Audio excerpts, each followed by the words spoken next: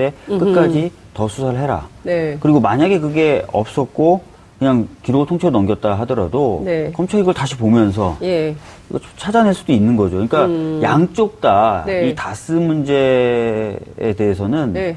그렇게 적극적으로 보고 싶지 않았던 것 아닌가? 이런 둘 다 느낌이 똑같다? 들어요. 아니, 그러니까 원래가 네. 검찰이 제대로 네. 수사를 안 하니까 네. 특별법을 만들어서 그렇죠. 특별검사 특검을. 임명을 했잖아요. 그렇죠. 예.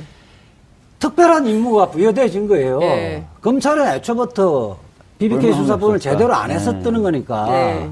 그래서 우리 비난은 특검에 더 있는 거죠. 검찰이 잘했다는 취지가 아닙니다. 특검의 취지에 비춰봤을 때는 이 변호사님 말씀이 더 맞죠. 네, 근데 특별한 저는 임무가 있는 어제 사람이니까. 내용 중에 그건 어떻게 보세요?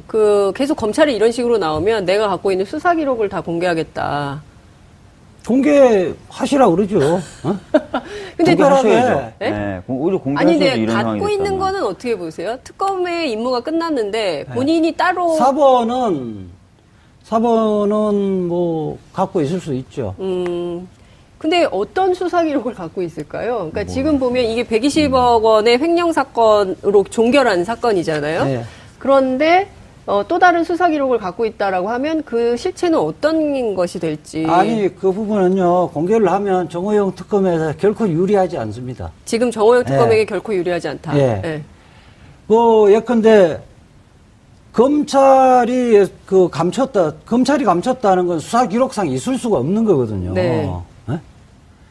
자기들이 사실은 그 업무상 횡령이 조직적, 특히 이제 뭐 실소유자의 지시에서 조직적으로 이루어졌다는 것을 알고서도 밝히지 않았다는 것만 드러나게 되는 셈이 네. 됐죠.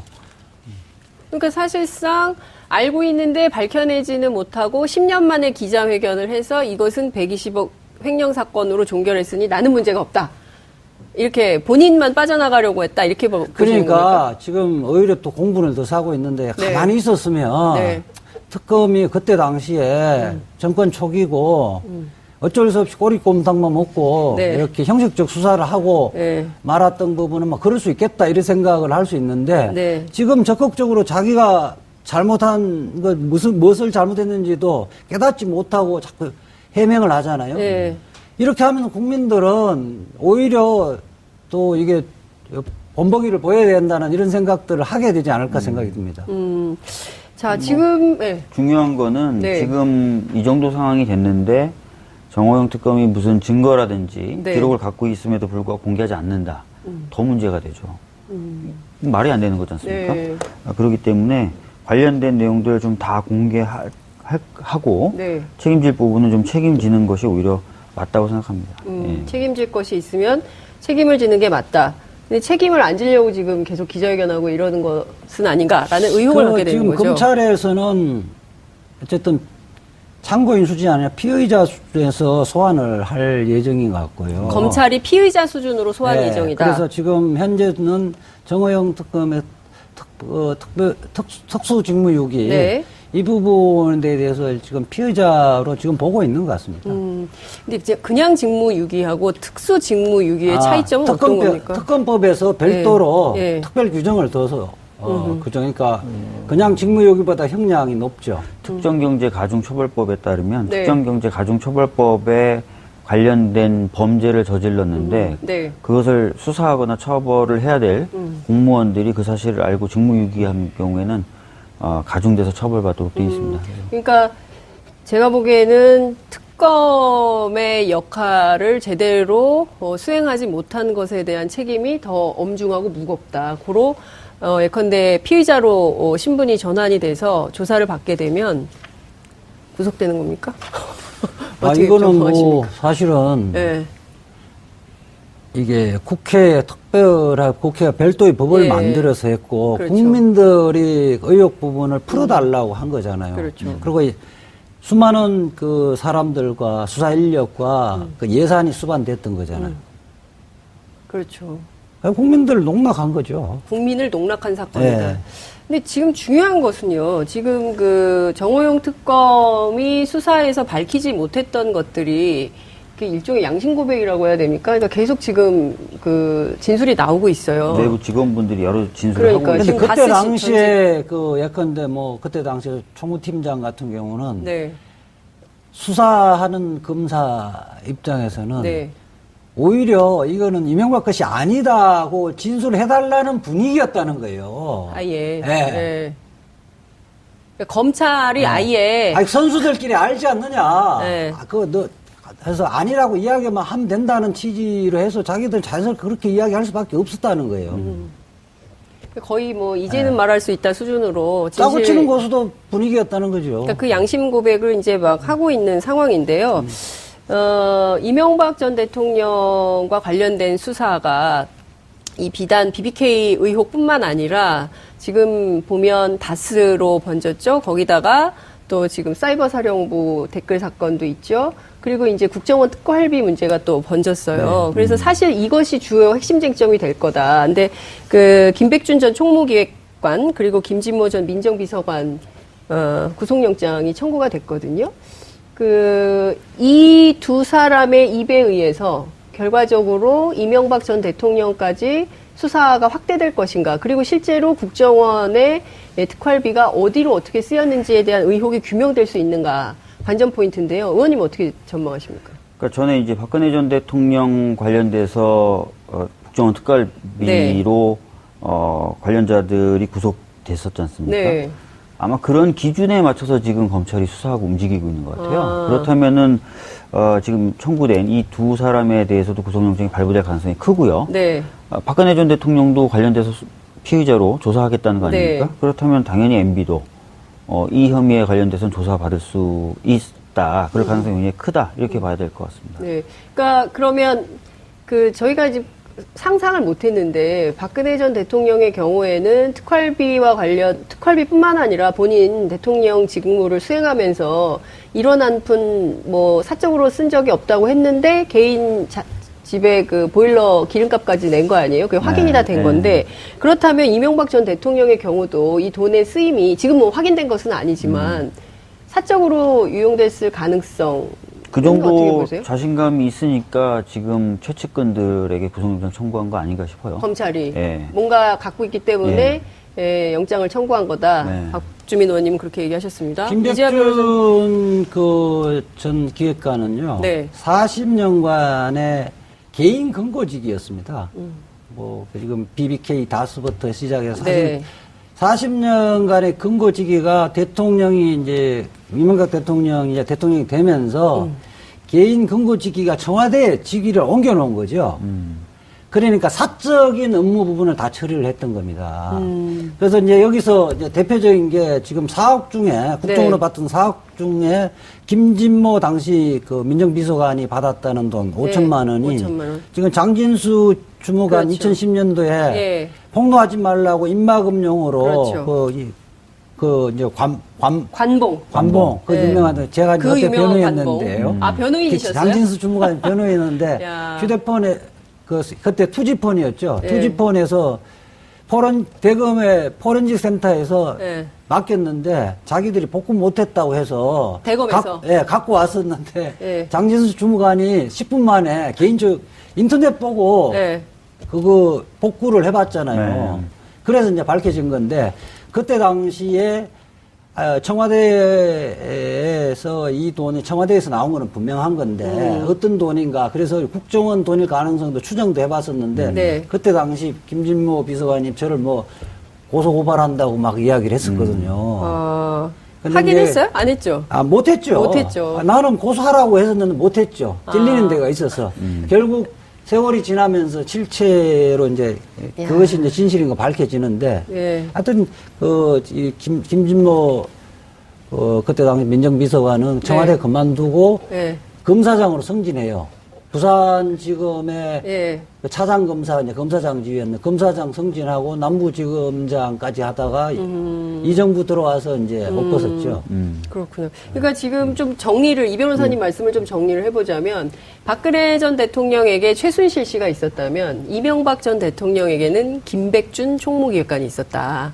그죠? 그렇죠. 네, 그런데, 이를테면 최순실 씨는 그 뒤에서 비선 실세로 실제로 그 청와대 안에는 들어오지 않지만 바깥에서 이제 이런 사적인 역할, 재산 관리인 역할을 했다면, 이를테면 김백준 총무기획관의 경우에는 아예 안으로 들어와가지고, 그렇죠. 거였다. 이렇게 그런 그렇죠. 의혹도 약간 가능한 거 최순실 아닙니까? 같은 경우는 이제 오히려 갑의 지위에서 막 좀 설치고 나대고 이러는 그러니까 적극적으로 이렇게 하는 네. 거였다면 네. 김백준은 오히려 이제 시키는 일만 충실하게 네. 하는 예. 그러니까 마당새 같은 역할을 했던 거죠. 마당쇠 같은 네. 역할을 했다. 그리고 지금도 보면 네. 지금 박근혜 그 특활비 같은 경우는 모든 관련자들이 다 자백을 하는데 김백준 씨는 네.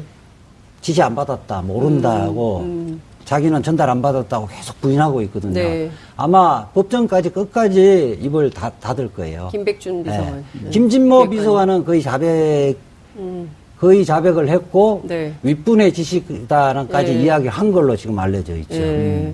그러면 입을 끝까지 다물면 어떻게 될까요? 근데 박근혜 전 대통령의 케이스에서도 네. 뭐 진술에만 의존한 건 아니었거든요. 돈 쓰임새나 이런 것들을 맞춰오기 위해서 여러 대조 작업들을 했다 그러더라고요. 네. 실제로 그런 작업들을 하고 있었을 가능성이 있어요, 검찰이. 갑자기 뭔가 단서를 발견해서 구속영 청구 이렇게 보진 않거든요. 예. 그러니까 상당한 그 증거를 갖고 있기 때문에 일단은 인신구속 영장을 예, 그렇죠. 청구- 구속을 시킬 것에 네. 대한 자신감이 어느 정도 섰기 때문에 예. 아마 구속영장 청구한 것 같고요. 저는 그렇게 보는데요. 지금 그때 김성호 국정원장하고 네. 또 한 분이 있죠. 국정원장 두 네. 명은 다 자백을 했고 네. 당시 기조실장도 자백을 했고 기조실장의 신분을 갖던 국정원 직원들도 다 자백했거든요. 김백준 씨만 유일하게 부인을 하고 있거든요. 그렇기 때문에 국정원장이 움직이는 것, 네. 움직이는 거는 청와대에 누군가의 특별한 지시가 없으면 움직이질 않아요. 그렇죠. 예. 그렇기 때문에 거기에서 이명박 대통령의 관련성에 관련된 진술이 나올 겁니다. 청와대에 있는 특별한 사람이라고 하면 누굴 얘기하시는 거예요? 뭐 대통령이죠. 대통령, 이명박 전 대통령의 네. 지시에 의해서 김백준 기획관이 움직였을 거다. 김백준이 단독으로. 지금 그 말하는 지시를 받는 사람은 유일하게 그 이명박 대통령밖에 오직 한 없어요. 사람이다. 네. 네. 그럼 뭐 박근혜 전 대통령 당시에도 문고리 3인방이라는 사람은 직급과 상관없이 그렇죠. 사실상 박 전 대통령 그리고 최순실 정도의 이야기만 들었다는 거 아니에요? 그러니까요. 비슷할 것 같아요. 네. 예. 그러면 박근혜 최순실 국정농단 사태에 대비해서 이후의 시나리오가 어떻게 될지 국민들이 예측 가능한 상황으로 갈 가능성이 높다. 이렇게 보면 일단 되겠네요. 범죄의 구조는 네. 동일합니다. 범죄의 구조는 아, 범죄의 동일하다. 구조는 여기도 동일하다. 범단이에요? 그렇죠. 네. 사실은 특활비의 규모의 차이가 있는 거지. 네. 제가 이제 그 옛날에 그 팟캐스트 네. 몇 개월 전에 예측을 했었는데 네. 이명박 대통령의 만약에 기소가 된다면 네. 제일 먼저 꼭지 따질 건 특활비일 거다. 예측 이재화 선생. 여기에서 예. 사실은 그 박근혜 전 대통령이나 그 박근혜 대통령의 국정원에서도 네. 여기에서 시작을 했던 거고 점점 이렇게 규모가 커진 거예요. 근데 일각에는 네. 특활비를 김백준 기획관 이외에 다른 사람이 관리했을 가능성도 얘기가 좀 나오는 것 같은데 혹시 관련해서 들으신 얘기는 없으세요? 그거는 뭐 여러 갈래로 갈 수는 있었을 텐데 네.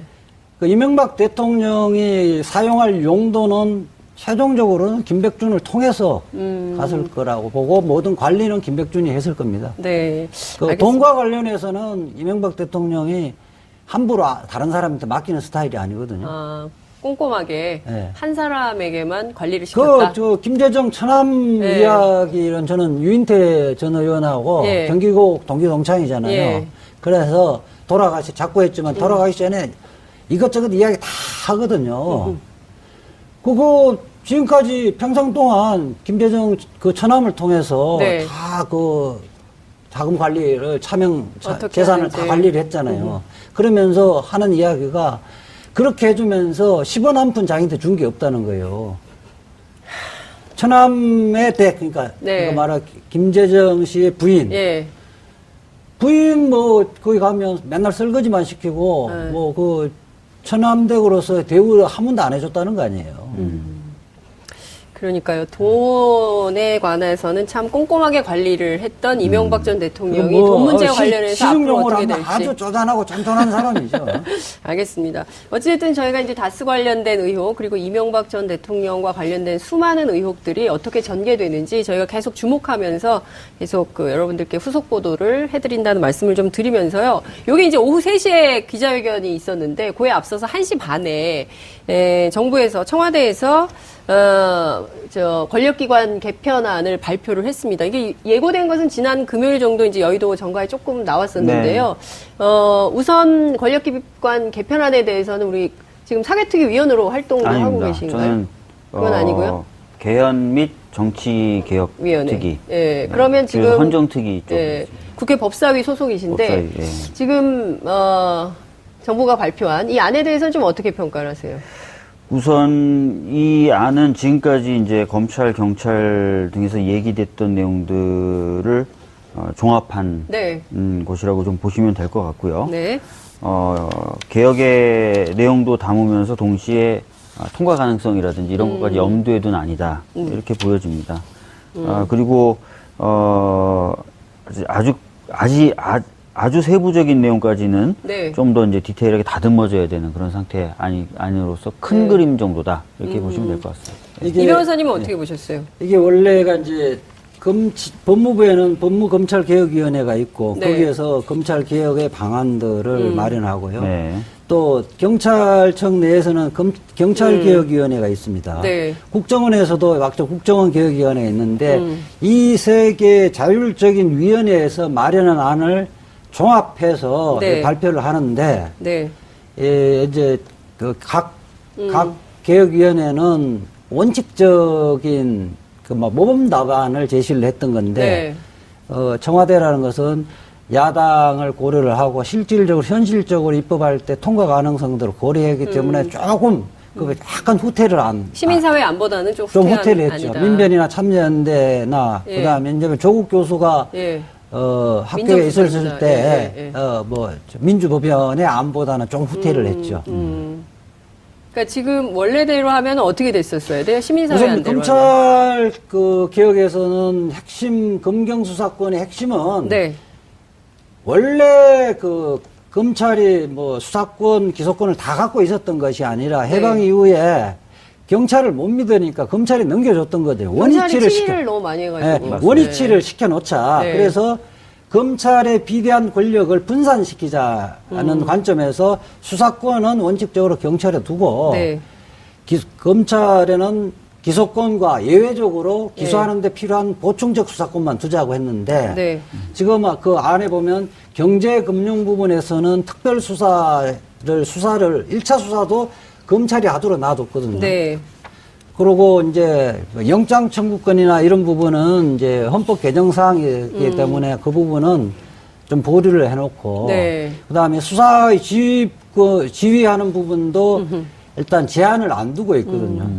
그래서 앞으로 이제 이거 좀 그 부분을 조율을 해 나가야 되는데 이렇게 되지면 실질적으로 검찰이 마음만 먹으면 현재처럼 무소불위의 권력을 행사할 수 있는 여지를 둔 것이 아닌가 이런 비판도 있죠. 여전히 검찰이 무소불위의 권력을 행사할 수 있는 여지는 남아있는 상태다. 시민사회에서는 이렇게 비판을 하고 있는데 국회 안에서도 상당한 비판이 좀 나오고 있는 것 같습니다. 제가 이제 보수야당이 어떻게 얘기를 했냐면요.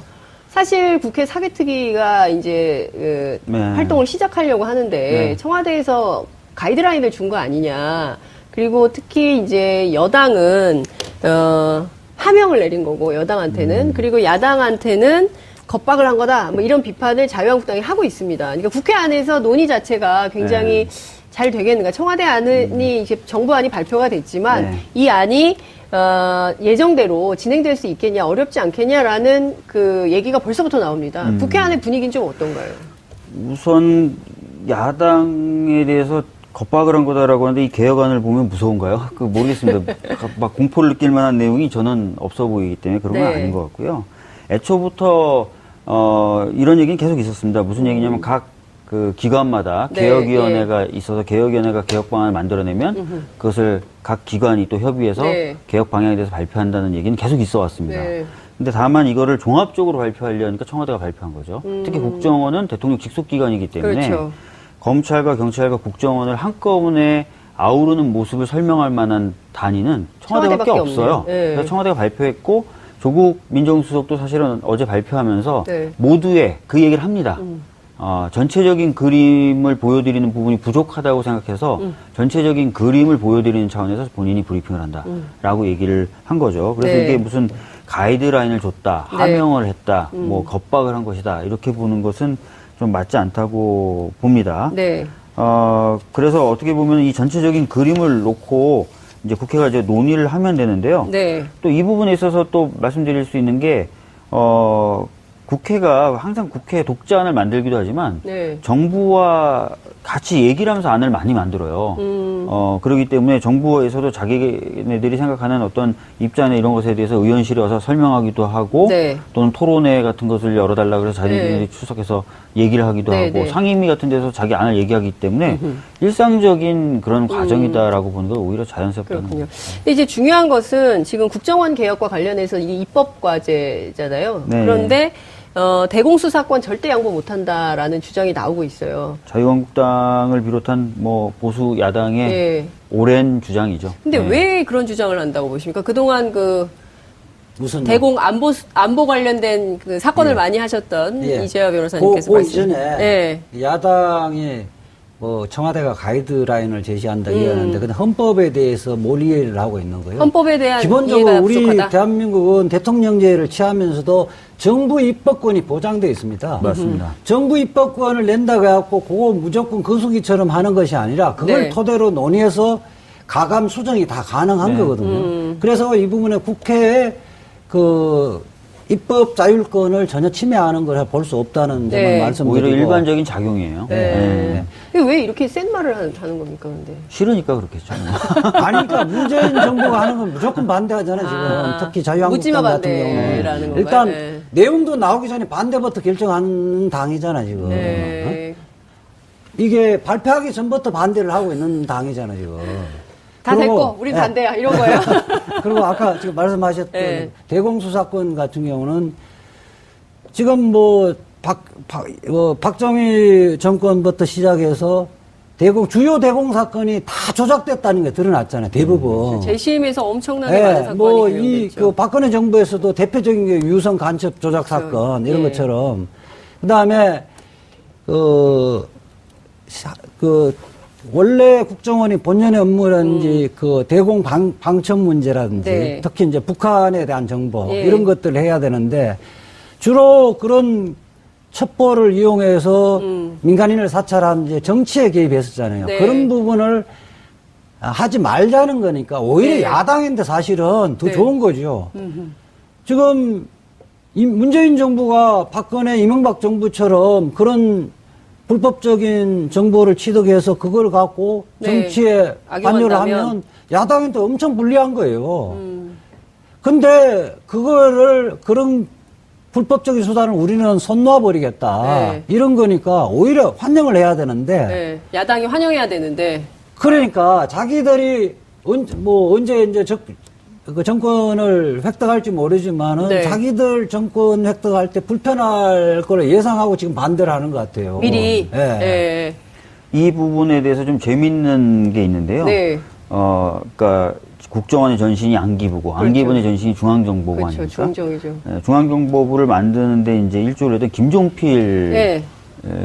자민련 전 총재. 씨의 경우에 본인의 회고록에서 네. 이 중앙정보부를 만들 때 FBI 모델로 만드냐 CIA의 모델로 만드냐 고민했었대요. 근데 네. 원래는 CIA 모델로 가려고 했었다는 겁니다. 그런데 이제 그 당시에 이제 박정희 정부의 필요에 의해서 네. 임시로 FBI 모델로 가자 이렇게 됐다는 거예요. 네. 이 얘기가 무슨 얘기냐면 FBI는 사실은 이제 수사 기능이 있죠. 네. 그런 걸 사실 없애려고 했었다는 거예요, 애초부터.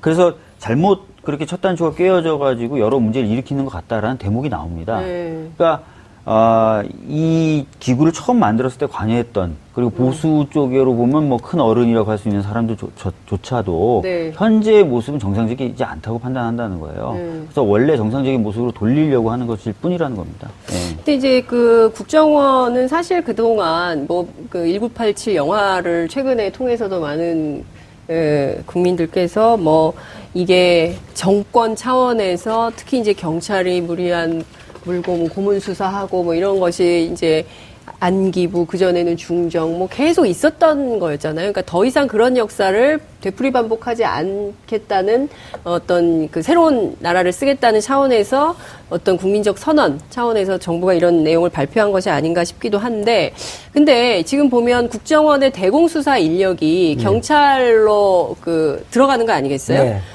경찰에 합류하게 되면 이게 어쨌든 인적 청산도 필요한데 원래 있었던 사람이 도로 가면 또 똑같은 거 아니냐 이런 반론도 가능할 것 같은데 이 점은 좀 어떻게 보세요? 좀 표피적으로 본 건데요. 네. 본질은 지금 현재 대공수사는요. 네. 출발이 정보가 국정원 가면 불법과 합법이 통제가 안 됩니다. 네. 불법적으로 취득한 정보를 갖고 경찰이나 검찰에 주는 거거든요. 네. 그럼 검찰은 거기에서 출발해서 수사를 합니다. 그러니까 예컨대 유성 간첩 조작 사건이 대표적인 거거든요. 불법적으로 취득한 것은 마치 합법적으로 취득한 정보인 것처럼 거기에서 수사를 해서 네. 검찰에 넘기면 검찰은 그것이 합법적인 마치 취득한 정보인 것처럼 해서 수사를 해서 네. 기소를 하고 유죄 판결을 하고 그랬던 거거든요. 네. 근데 이제 경찰로 오면 크게 형사소송법의 태도에 내에서 이 부분은 통제를 받는 거고요. 네. 그러니까 불법의 영역이 적법의 영역으로 옮겨오는 겁니다. 거기에서 저는 불법적인 요소를 했다 해서 네. 예컨대 지금 국정원의 모든 수사 인력이 다 필요 없는 것은 아니고요. 그 수사 인력과 전문성은 필요한 부분이죠. 네. 필요한 부분은 1차적으로 옮겨오지 않으면 수사의 네. 단절이 공백이 있기 때문에 이건 문제입니다. 근데 합법의 테두리 와서 견제와 통제를 받으면서 수사를 하라는 겁니다. 그거는 굉장히 차이가 있는 거죠. 그러니까 불법적인 방법이 동원돼서 수사를 막 할 수 있었고 경우에 네. 따라서는 사건을 조작할 수도 그렇죠. 있고 뭐 이런 무소불위의 권력을 갖게 돼 있었는데 네. 이제는 그건 더 이상 안 되고 그렇죠. 합법적인 틀 안에서 재판이 열리면 관계자 직접 소환해서 얘기도 좀 들어보고 압수수색도 할 수 있는 압수수색도 거예요. 할 수 있고 그렇죠. 뭐 그러니까 네. 일종의 이제 투명성이 좀 강화되는 네. 겁니까? 그렇죠. 네? 그런 그거를- 차원에서 봐야 됩니까? 그거 좀 보셔야 돼요. 네. 최근에 이제 문제가 됐었던 게 국정원 댓글 사건 때 네. 가짜 사무실을 만들었다. 그렇죠. 압수수색에 대비해서. 네. 또 최근에 또 제기됐던 의혹이 유성 간첩 조작 사건 때도 마찬가지로 가짜 사무실을 운영했다라는 얘기 했잖아요. 그런 것들이 통제가 안 되는 거예요. 뭔가 잘못을 해도 잘못을 했는지조차도 검증하기가 어려운 게 근데 이게 다 국정원이라서요. 국정원과 검찰이 같이 참여해서 만든 거잖아요. 네. 가짜 사무실이라는 그런데 게. 이제 사실은 내가 보니까 검찰도 네. 국정원 부분에서 군사 비밀이다, 비밀 뭐 시설이다 이렇게 해버리면 네. 어떻게 할 수가 없어요. 그러니까 참 그런 난감한 문제들이 있어요. 그러니까 그리고 그런 속아 넘어간 가짜 사무실을 만들어도 속아 넘어가는 속아 거죠. 넘어가는 네. 거죠. 그런 부분을 극복하게 만드는 네, 거죠. 예. 원래부터 수사는 형사소송법에 의해서 진행이 되도록 되어 있고요. 정보 수집 활동은 별도의 법에 의해서 규율되게 되어 있는데 네. 이게 엉켜버림으로써 네. 적절히 통제가 안 되는 거죠. 그러니까 이 부분을 확실히 분리해서 원래대로 하겠다는 네, 것입니다. 근데 참 이런 것 같아요. 국민적인 눈높이에서 제가 좀 질문을 좀 드리자면 첫 번째는 정부에서 투명성을 강화하고 형사소송법 절차에 따라서 합법적으로 할 수 있는 조치들을 마련한다고 하는데 국회 현실은 자유한국당의 엄연히 있기 때문에 과연 이게 현실적으로 정부한 대로 되겠느냐라는 그 의구심이 하나가 있는 것이고요. 두 번째는 실제로 정부가 이렇게 추진을 하게 됐을 때 우리 국민들에게 돌아오는 이익은 어떤 것이 있을까 이런 것도 좀 생각을 해보게 되거든요. 의원님 말씀을 좀 해주세요. 아까 이재하 변호사님께서 말씀하신 대로 네. 국정원의 불법적인 행위 중에 상당 부분이 네. 이 정보 수집 기능하고 수사 기능이 섞여 있으면서 발생했거든요. 네. 이걸 분리함으로써 불법적인 사찰, 또 불법 불법적인 사찰. 수사, 네. 뭐 기본권 침해 이런 것들이 이제 없어지게 되는 것이죠. 기본권 침해. 그러니까 국민분들에게 굉장히 큰 이익을 볼 수 있는 거예요. 또 수상적으로 봐도 네. 그동안 불법적으로 수집한 증거로 뭐 정치인에 대해서 뭔가 밝혀지진 않았지만 네. 예를 들어서 예전에 FBI가 그랬었거든요. 예. 마틴 루터 킹의 사생활 정보를 네. 해가지고 그걸 가지고 협박한다든지 그런 일들을 원천적으로 차단할 수 있는 네. 그런 게 되는 것이거든요. 그래서 굉장히 큰 이익이 있을 것이다라고 말씀을 드리겠고 네. 이미 다른 나라들은 이런 식으로 정보와 네. 수사를 분리해놨어요. 네. 그러니까 이게 불가능한 것도 아니고 다른 나라 다 하고 있다. 네. 그렇게 생각해 주시면 좋을 것 같습니다. 알겠습니다. 장 기자님이 저기 그 시간이 많지 않기 때문에 제가 간단하게 간단하게 장 기자님 기자였기 때문에 그렇지만 네. 국회의원들 만나면요 중요한 이야기를 전화로 하는 사람들이 없죠. 만나서 하자고 그러죠. 예. 네. 그렇게 하면 도청의 위험성을 스스로 다 느낀다는 거예요. 그 다음에 해킹의 위험성을 다 느끼는데 이제 네. 그런 부분은 해방될 수 있다는 거고 그 경찰에 가서 네. 피해자로 조사받더라도 네. 진술 거부권 당당하게 조사를 받을 수 있는 네. 헌법상의 권리를 누리면서 조사를 받을 수 있는 네. 그런 사회가 될 수 있다는 거예요. 자, 근데 이제 제가 그 언론에서 오늘 봤더니 이제 세 개 언론이 거의 제목이 똑같은 제목이 상황이던데요. 똑같더라고요. 제가 그거 좀 여쭤볼게요. 이게 검찰과는 좀 축소가 되고 검찰과 국정원의 권력은 좀 힘이 빠지고 반대로 공룡 경찰, 경찰 비대화 이걸 또 우려하고 있거든요. 그 부분에 대해서는 이미 이제 우려가 좀 될 만한 그 겁니까? 부분에 대해서는 조국 민정수석이 이미 발표할 때 얘기를 했어요. 10만 네. 명 정도 되는 큰 인력을 운영하기 때문에 자칫 많은 권한만 주면은 네. 문제가 네. 생길 수 있다. 그래서 네. 자치경찰로 경찰 쪼개겠다라는 얘기를 했고 네. 근데 이거 헌법상 아닙니까? 개헌을 아니야. 해야 아니 하지 않나요? 아닙니다. 자치경찰은 네. 뭐 법으로도 충분히 네. 할 수 있고요. 그 다음에 경찰 내부에도 업무에 따른 분장을 확실하게 하겠다라고 얘기했고 경찰 시민위원회라는 것을 만들어서 네. 시민에 의한 통제도 가능하게 하겠다. 세 가지 방안을 냈어요. 근데 그거 말고도 뭐 몇 가지 더 통제 장치 둘 수 있거든요. 그런 것들 통해서 추가적으로 네. 통제를 하면은 네. 충분할 거라고 생각합니다. 알겠습니다. 경찰의 경우에도 일반 경찰, 그러니까 국가의 치안이나 경비나 정보를 네. 담당하는 경찰, 그 다음에 수사 경찰, 네. 그리고 또 그 대공수사와 관련해서는 안보수사처, 그리고 이제 지방자치단체하고 연계된 자치경찰, 네. 이렇게 네 가지로 나누어서 경찰 조직을 운영한다. 이제 이런 게 정부안의 핵심인 것 같은데요.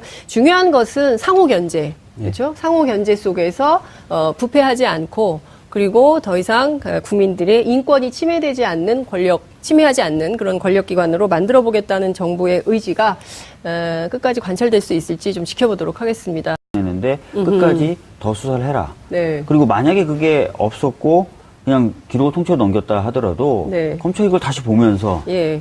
이거 좀 찾아낼 수도 있는 거죠. 그러니까 양쪽 다 이 네. 다스 문제에 대해서는 네. 그렇게 적극적으로 보고 싶지 않았던 것 아닌가? 이런 둘다 느낌이 똑같다. 들어요. 아니, 그러니까 원래가 네. 검찰이 제대로 수사를 안 하니까 네. 특별법을 만들어서 그렇죠. 특별검사 특검을. 임명을 했잖아요. 그렇죠. 예. 특별한 임무가 부여돼진 거예요. 네. 뭐 검찰은 애초부터 BBK 얼마나 수사본을 없었을까? 제대로 안 네. 했었다는 거니까. 네.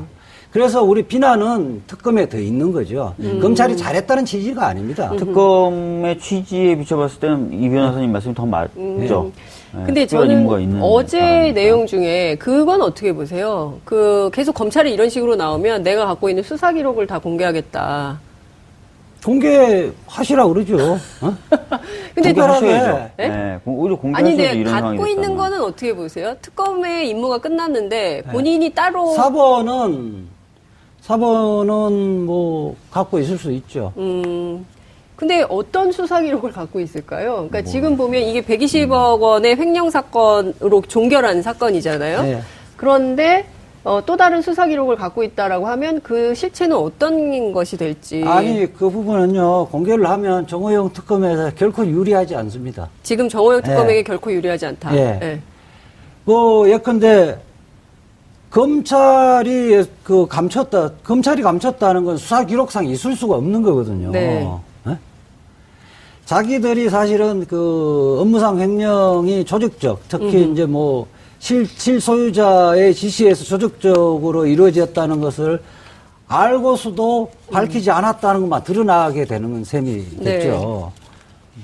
그러니까 사실상 알고 있는데 밝혀내지는 못하고 10년 만에 기자회견을 해서 이것은 120억 횡령 사건으로 종결했으니 나는 문제가 없다. 이렇게 본인만 빠져나가려고 했다 이렇게 보시는 겁니까? 그러니까 지금 오히려 또 공분을 더 사고 있는데 네. 가만히 있었으면 네.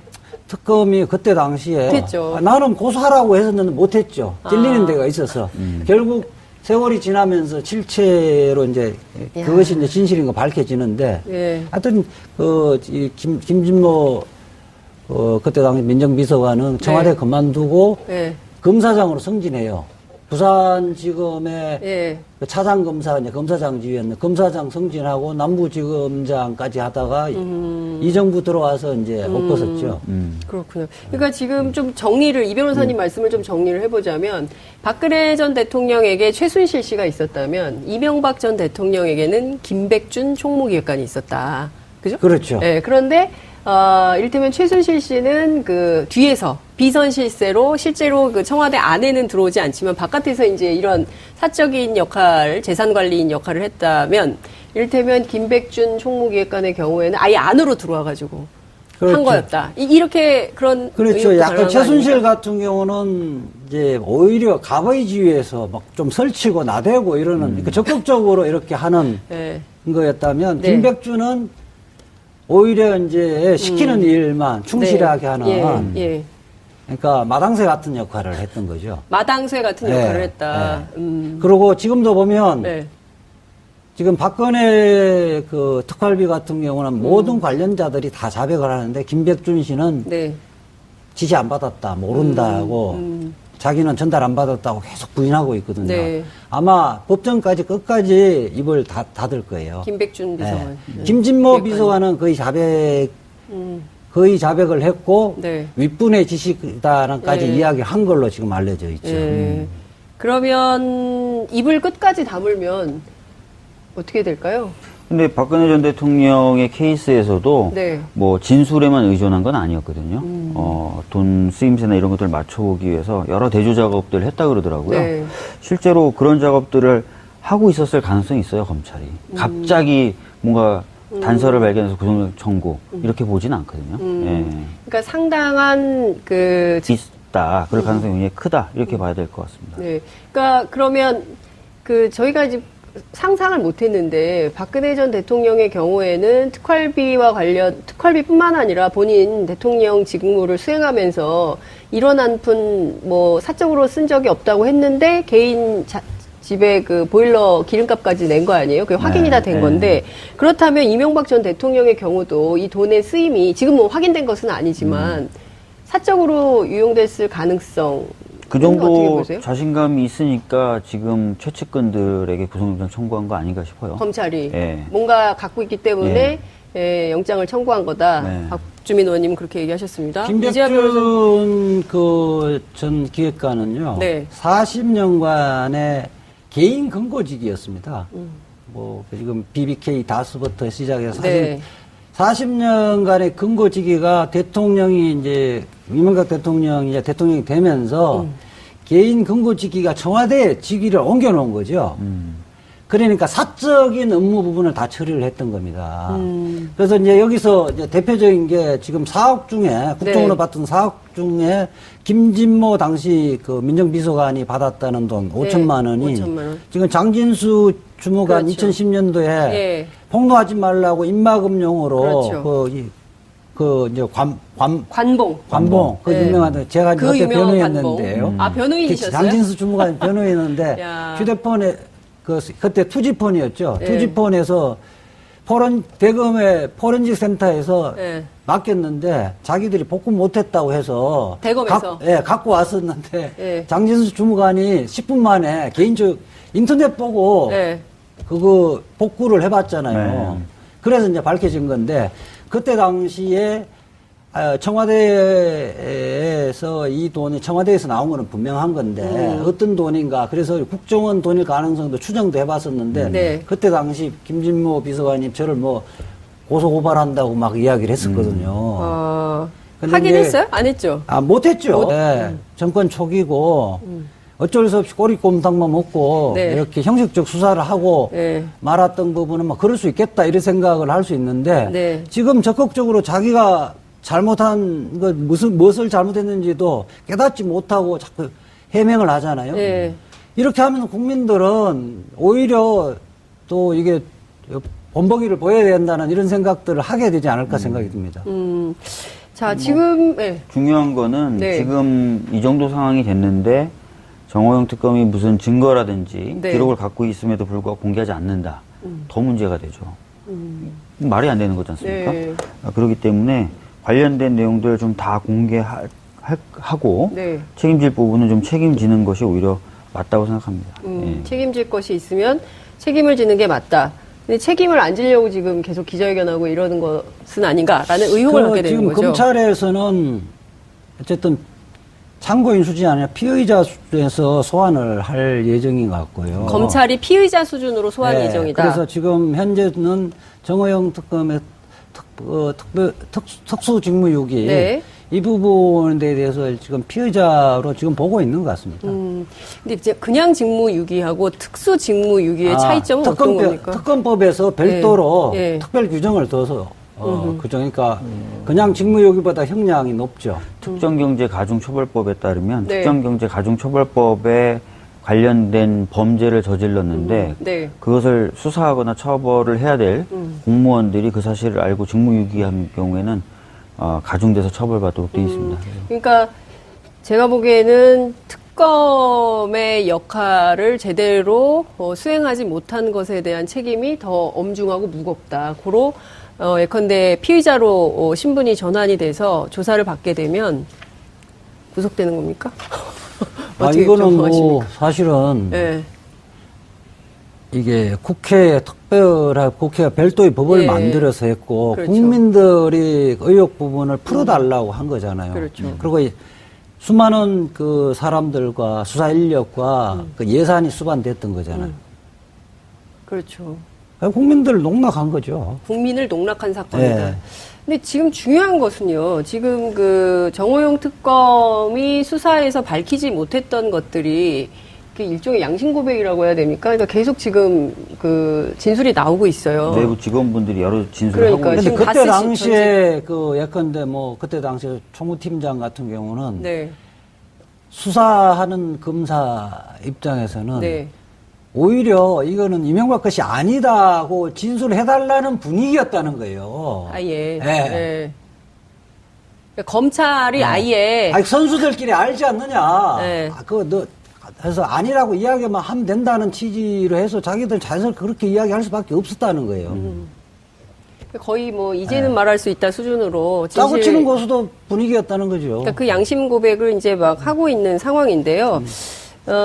이명박 전 대통령과 관련된 수사가 이 비단 BBK 의혹뿐만 아니라 지금 보면 다스로 번졌죠. 거기다가 또 지금 사이버 사령부 댓글 사건도 있죠. 그리고 이제 국정원 특활비 문제가 또 번졌어요. 그래서 사실 이것이 주요 핵심 쟁점이 될 거다. 근데 그 김백준 전 총무기획관 그리고 김진모 전 민정비서관 구속영장이 청구가 됐거든요.